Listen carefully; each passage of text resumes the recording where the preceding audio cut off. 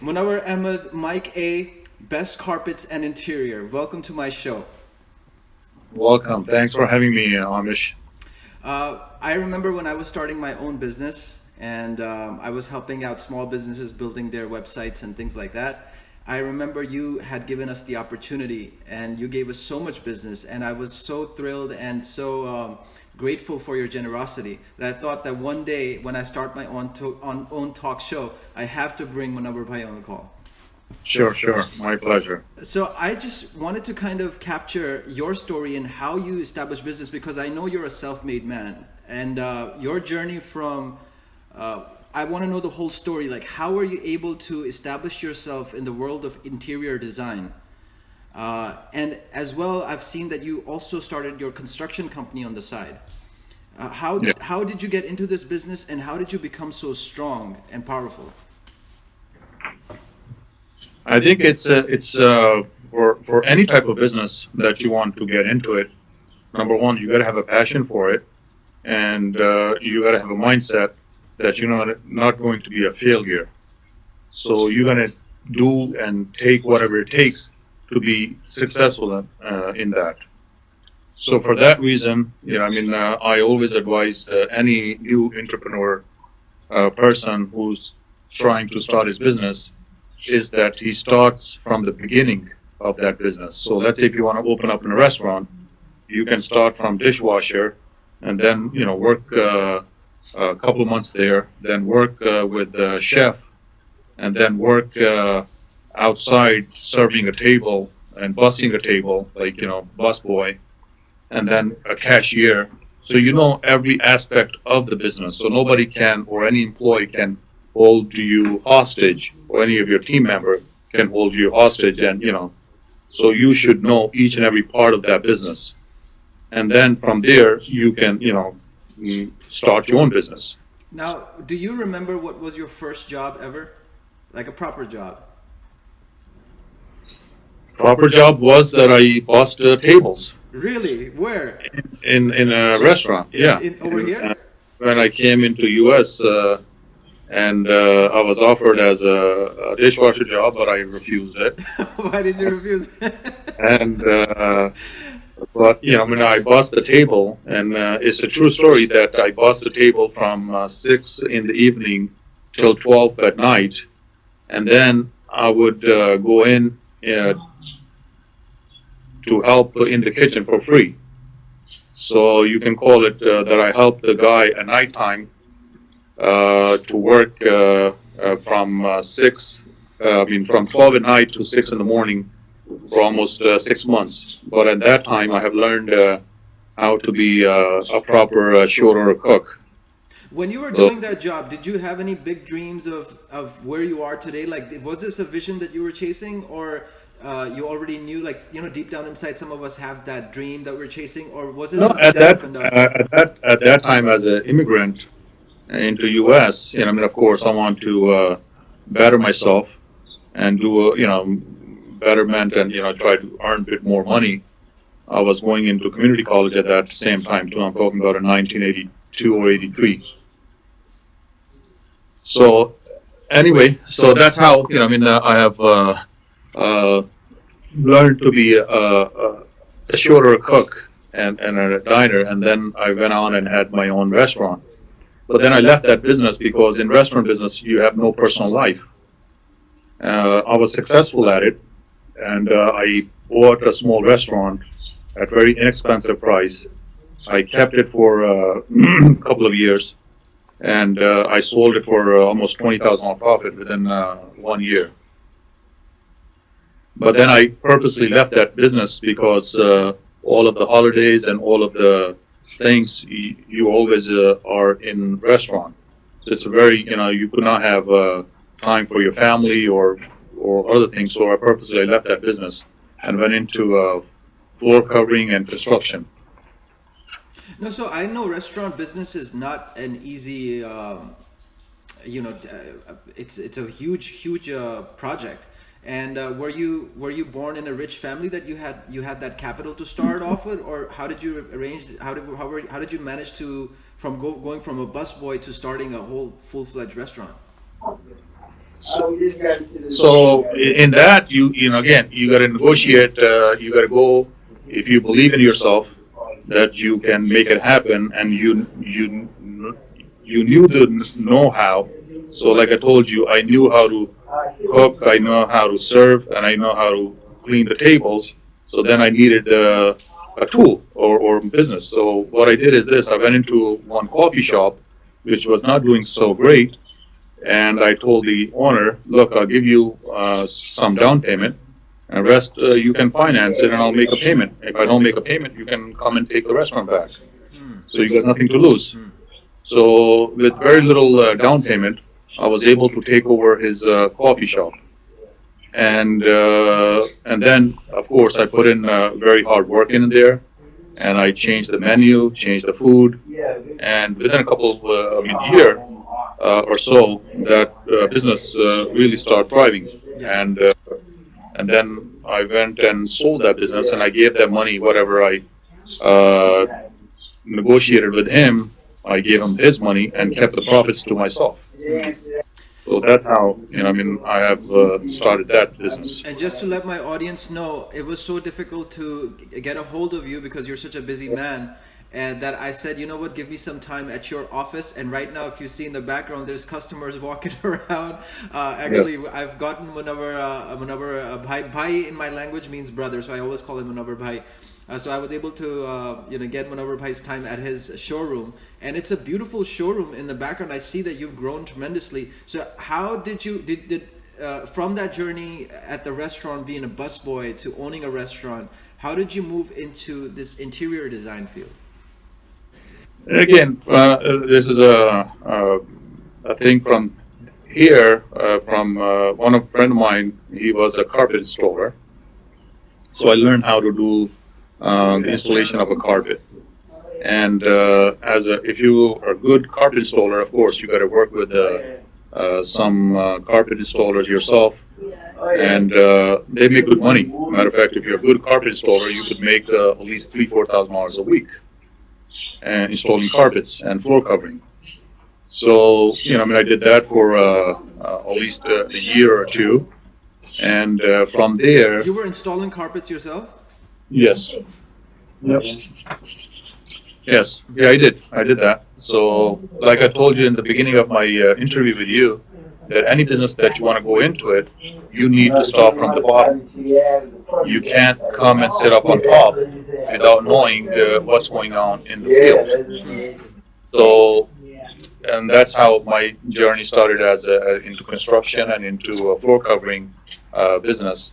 I went into installing carpets for a very large company and made good money on that.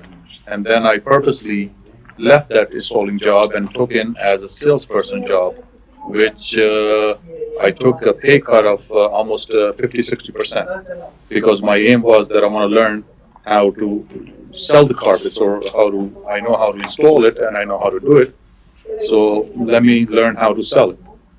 So then I gone into that thing and took a pay cut in that. So then I learned how to sell it. And then I went out and opened up a small floor covering store. Now, was someone mentoring you through this process, or it was just a trial and error? You were just like exploring as you went, that I'll try this, I'll try this, I'll try this. Again, it was from restaurant business. I purposely took out of that industry because I've seen in that industry that most of the time the owners and their families, when there's a holidays, when they are you got to be there present yourself. So purposely I took a detour from restaurant business into construction and floor covering business, because it's not very emergency. It's a little bit more lax job. And you could have more profitability into that. So it sounds like your main drive was you wanted to climb up. It wasn't more of that you have some big attachment towards interior design. It was more of a financial pursuit that you kept going and further where the money was. Yes, and of course I always liked interior design myself too. And yes, of course, to better myself and my lifestyle. Yes. Yeah. So this field of interior design, it seems like it's very, I mean, some can say it's, you can pick it up easily, but then the people that I know in my circle, you know, they are getting these qualifications and they're going to school and doing all these things to become interior designs. And here you are, that it seems like you went from being a busboy to being such a successful interior design person. Do you feel like, is there a certification or education process of getting where you are? I'm sure you're hiring a lot of people that are certified from school and all that stuff. But in your own personal journey, you kind of skipped all of that. How are you able to do this? And again, it's your perseverance, and you know, I mean, you give everything to sacrifice your business, and then you take risks in that. So in the interior design, again, my company is more towards hospitality design, and so in that we have more geared towards hospitality, and of course I do hire certified but experienced interior designers to design our hotel rooms and, you know, our other spaces. Wait, And so then you're not doing just commercial, you're doing not doing just residential, you're doing residential and commercial as well. yeah, mostly commercial and some residential now, but we are mostly towards hotel industries. Well, that is huge. How did you step into the hotel? Because that, it's so difficult to break into the hotel industry. You know what I mean? Like, it's so much competition, and you being a small guy who's just starting, I'm sure you were at that stage at that time when you were a small guy. To break into that market, what was your technique? What was your strategy? Again, your credibility, being honest with your profession, staying straight, you know, Yeah. and tell what it is, and then of course be competitive with your other competition. So Munawar So bhai, I don't want a sugar coated answer, because my audience is basically all middle class or poor people who have the same dream that you once had as a busboy. So you know, I know you can give me a very general answer, but I'm looking for the good stuff. I'm looking for yeah, I'm looking for that. How did you really break into it's this? again, in order to you get into hospitality industry or any industry, again you got to start it from the bottom. So how I got into hospitality industry is this: that one of my client that I did floor covering for him, only flooring. His property was flooded, and he needed to renovate that. And he reached out to me, and of course, he knew that I was going to do his floor covering. He asked me, "Why don't you do the renovation of my rooms too?" So I never said no to the business. And of course, first, if my credibility was good with him, that I was honest with him, and then of course, you know, I mean, you keep on talking to him and say, "Look, I can do this one for you also. Not only I do floor covering, but I'll do the interior designing and all of that." So once he trusted me with my floor covering work, he gave me his hotel, and I had the good fortune to, of course, you know, renovate his rooms, his hallways, and then, of course, my price was fair, and it was a much better price than any bigger firm that would have given him, and so he awarded us the job. Was this your So first interior design project for a big hotel that you're telling me? yes, Okay, yes, okay. So it sounds like you started with your core thing, which was flooring, well, and then yes, from there you build a relationship, and you picked up another side project. But then, that's right. but then interior design is a whole field in itself. I mean, like, you need materials, you need, you know, all these things, and I'm sure you didn't have this beautiful showroom at that time. So how were you No. able to sell him all the different you know, ideas that, hey, I could do this as and a, that? as a business person, or if you are into the industry, what you can do is this: you can foresee it, you can kind of risk it too. That the industry has changed tremendously for the last 10 years or so. So if I was just a floor covering store, back if you do a study, there's not only a floor covering store left just that covers only floor covering. So for me, I decided that I would go into not only floor covering, but rest of all the interior products that Hospitality industry needs it. Furniture, tiles, kitchen cabinets, all of those things. So I made my inroads with those manufacturers and then brought them into my business, and that's how now we procure materials from overseas, from locally, and to bring in value to our client. So that's what we do. Have you always been a one-man show, or you had a team or family or somebody else that kind of was? Because I understand running the kind of the kind of machine that you're running. There's so much behind the scenes. Yes, There's yes. administration, there's filing, there's taxes, there's getting approvals from state and all that stuff. It seems almost impossible that one man would be able to do all of that at once. I mean, I'm sure you can do it, but still, I'm curious. Yeah, no, it is. And again, you can task it, of course, have employees. So I tell them, look, this is your responsibility. You got to do this one here. You go ahead and file for the, state licenses, insurances. I have an interior design team. So all the designing part of it, they go ahead and take care of it. So then, of course, I sit on top of it, and of course, I still go out, supervise it, see it, all the jobs that are being done.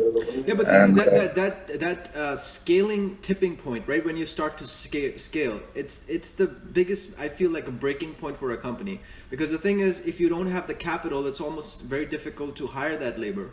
And so your approach, was it that you saved up and created a capital and then used it to yeah, finance? no, there's always ways and means, just like I told you before, that you go out and look for a person who may be retired, or who would love to come and sit and use his expertise, and you can negotiate with him. Look, I'm going into this business, and I can give you percentage on the projects that I bring into our company. I'll give you this percentage of the job, so you're not laying out much of the cash up front. So you were teaming with different groups out there. Different groups, different people out there, and for example, I can, if it depends upon if there's a house interior design project, I will assign one of the girl to go ahead and take care of it. And if it's a hotel project, I will probably team up with another interior design company and have them come in and give them one certain fee to design that. But at the end, my company is responsible for a whole project. And then when you got financially strong through this process, then you just went ahead and hired that group or hired those people as part of your company. Yes. And is this the same way you then step into construction as well? That is correct, yes. Now, I know I did some projects for you, and you've built some huge, amazing buildings. That is a whole different, ball game and landscape altogether. I'm just curious. What I'm trying to understand is, like, because I know from my assessment of your personality, you're a very traditional person. But at the same time, I see that you value innovation a lot as well. Because every time I've dealt with you, you're always you may not know the technology yourself, but you're using all the latest technology. You're always using the latest cutting edge strategies and things that are out there. So this evolution of your personality, what caused it? How did you become so open-minded and become so relevant in modern times? Again, I'm a believer that you learn till the day of your death. So you always want to learn. You always want to know what's going on out there. So that's what intrigues me. Mm-hmm. So that's how I go into my relative fields. From interior. Okay, let's start ground up construction work. Or let's start other things. And then once you learn how to align yourself with a better people or like-minded professionals, you can grow in there. Mm-hmm. Now, if a lot of my followers who will be listening to this, a good chunk of them will be college students, young entrepreneurs who want to get into this field. Is there a way that you give opportunities to interns and upcoming people who want to make a way into interior design? Is there some sort of what are the types of opportunities you offer to people? We offer to the people, like, let's say some students really wants to learn it. We can put them in the field, so we'll teach them what the colleges won't teach. Yeah, we'll send them to actual job sites. We'll send them to actual hotel rooms, and give them opportunity. Go ahead and design it. Go ahead and see how do you can make it happen. And do you mentor them yourself? Yeah, I do. Yes. Now, in your this circle, is this is your family? Because I know family without family support, success is very Yeah, difficult. But it really is. I'm lucky to have a good family, thank God, and my son is helping me in that. He's taking online classes of green construction is very up and coming right now, to how to make the your environment more carbon free, and less money that you spend out of your pocket to do those things. So he's helping me in that aspect of it, and of course, I mean, he comes in here, takes classes online, and of course, he does some rendering for me also as well. And like I was looking at your Instagram page. There's one post of this bodybuilder who's actually really famous. He has a huge following, and I saw the advertisement that you did with him. It was funny, and it was so. And I was like, only Munawar Bhai who will have the mindset to kind of do something like this, Yeah, So yeah. I really enjoy. It's really really nice to see that how you are trying new things, trying new concepts, and that's very, especially for somebody who's like established in a certain area. They tend to not go away from it because they're like, okay, this is my thing, and I don't want to jeopardize that. But in your Yeah. case, I'm seeing that you are very entrepreneurial. Like you will start flooring, then you'll go into interior design, then you're going into construction. What is the ultimate goal that you're trying to achieve?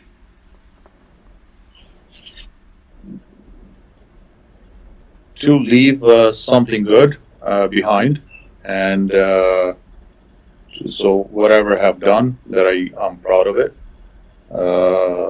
Be honest about it, and try to best in my industry. I guess that's where the best carpets and interiors the name comes from, right? You want to be the best at what you do. Can Yeah. you give us some things to avoid in your journey that you've the life lessons? I'm sure you've some valuable life lessons. If you could, it's hard to just remember on the top of your head, I'm sure, but some major core things that stuck with you that hey, don't fall in this trap. Yeah, I would not. Again, I have fallen myself, and I'm the biggest believer in that, which I told you in the beginning, that you don't want to go into something. Don't your money or your parents' money or your friends' money waste it in any business until unless you have worked from the bottom up in that business. So it could be any business. Let's say if you want to, open up a kitchen renovation or kitchen and bathroom renovation shop. So you should know yourself how to put a tile in.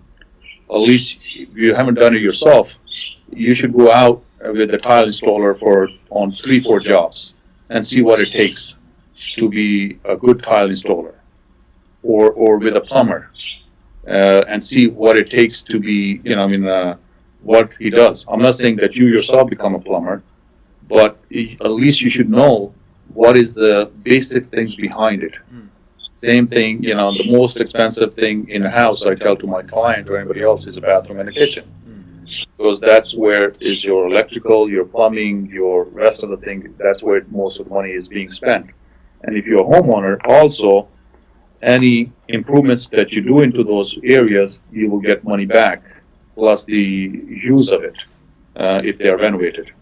So that's, to anybody, I would say that you gotta leave your pride and, go, do those works. And those could be labor work, whatnot, but it's well worth it for you. And then you can, hire tile installers, and you would know what to look for it, their experience in all of those things. Plus, they cannot mislead you.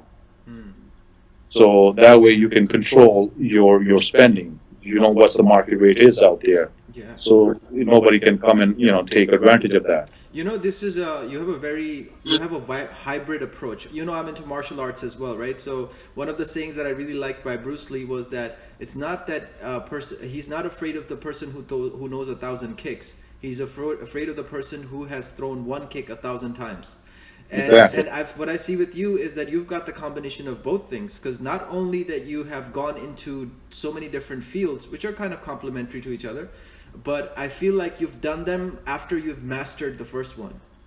Yeah. So your whole process is always ground up. Start from the ground, master Well, that, and then you jump into something new. if you want to be successful, And, yes. and if you would say on a very high level, like sum it up, like what are some of the values that you think to be a successful businessman, a successful interior design business running that?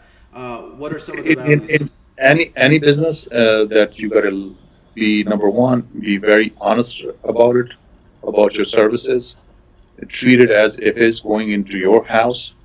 Treat it that and treat people that you would like to be treated.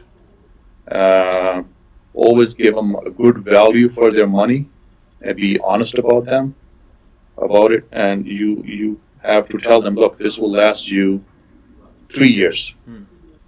and deep down, that product should last more than 3 years. Hmm. And so that way people will remember it. Hmm. And be upfront with them. Don't be afraid. Speak the truth.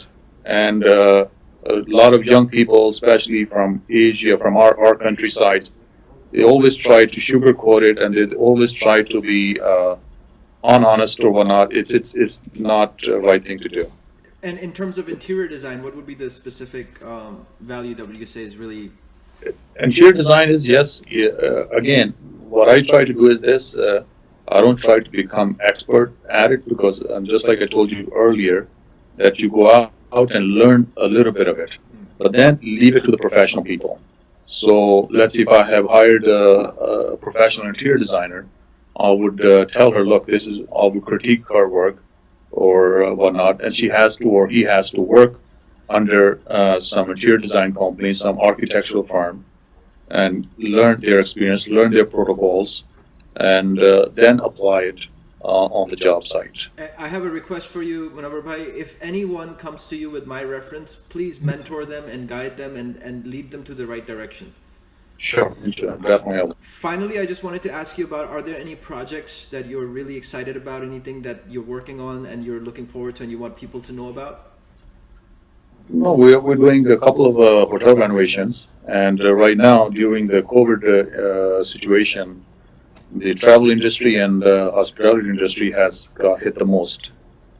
And but still, alhamdulillah, we are doing a couple of projects, and I'm involved in them, and we have already started them. Hmm. So pray that they get completed nicely, and it's beneficial for the ownership of those projects, and as well as for us. So are you going to, let's say, God forbid, if the hotel industry suffers a lot, right? And I'm sure it's going to impact you. Are you already planning to change directions in where you take your designing towards? Yes, we already now, because of the COVID, a lot of people are staying home, and we are going back into mostly high-end residential, and real estate market is right now booming, because a lot of people are doing out of their homes, so they're improving their houses, their living spaces. So we are emphasizing mostly towards that, to circumvent our business from commercial and hospitality into residential, and also into green building and more sustainable buildings. We are emphasizing towards that. Okay, got it. If someone wants to get in touch with you, what is the best way? And can you tell us a little bit about your showroom, where it's located, and how can people get in touch with you? I would highly recommend people to walk into your showroom and check it out, because I know you're doing an amazing job. Yeah, we are located at 441 Market Street in Saddlebrook, New Jersey, backside of Burger King. And if somebody wants to reach directly with me, my email address is m like Mary, a like Apple, at bci270.com. And That's it. Or they can reach out to you and get my old information. You know, I don't bring anyone on my show unless I have personally known them and I have seen the generosity and kindness and professionalism in their work. And you are like a brother to me, and I love you. Thank you so much for coming to my show, and I'll see you soon. Good luck, and let's meet sometime. Okay? I would love to do that. Thank you, All right. Manoj. Thank you. Thank you. Bye-bye. Assalamu alaikum. Walaikum assalam.